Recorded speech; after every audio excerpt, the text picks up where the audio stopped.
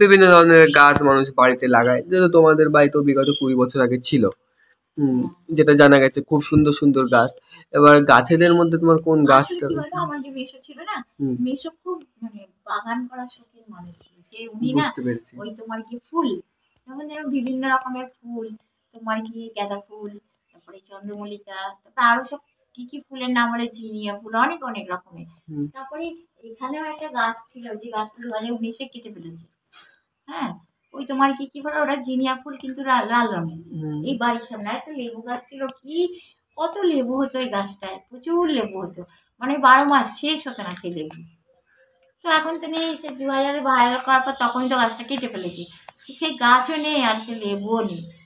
হ্যাঁ, ওই লেবু, ওই পাতি লেবু, অন্য কোনো একটা মৌসুমি গাছ ওখানে ছিল, ওই কারি পাতা গাছ আছে না, ওই কারি পাতার ওখানে একটা মৌসুমি গাছ, বেশ বড় কারি পাতার গাছেরই মতো হয়েছিল, সে গাছটাই কেটে ফেলেছে। ওই যে ওই যে লোকটা আসতো না বাড়ি পয়সা করতে, উনি কি করেছে, পুরো কেটে ফেলেছে।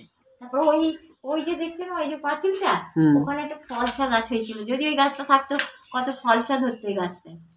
তো ওই যে জ্যান্ত গাছ কেটে ফেলা, তাদের তো প্রাণ যিনি দিয়েছে তিনি জানে না। তো জ্যান্ত গাছকে কেটে ফেলায়, শুকনো হয়ে গেছে গাছ, তখন কেটে মানুষ বিভিন্ন রকমের কাজে লাগাতে পারে, তক্তা বানানো বা বিভিন্ন রকমের জিনিস, যে পেকে গেছে গাছ, কিন্তু জ্যান্ত গাছ কেটে যদি অন্যায় করে, তাদের তো একটা অভিশাপ থাকে না। সে তো সে যারা সেসব ব্যাপারে আলোচনা করে তারাই জানে। কিন্তু যেমন এইখানে গাছ ছিল জ্যান্ত গাছ, জ্যান্ত গাছ সেটা কেটে নষ্ট করে ফেলেছিল, ওটা দিয়ে কিছু বানায়নি, কিন্তু কেটে ফেলে নষ্ট করেছিল। তো যারা ওই সমস্ত ক্ষতি করেছিল ওরাই জানে।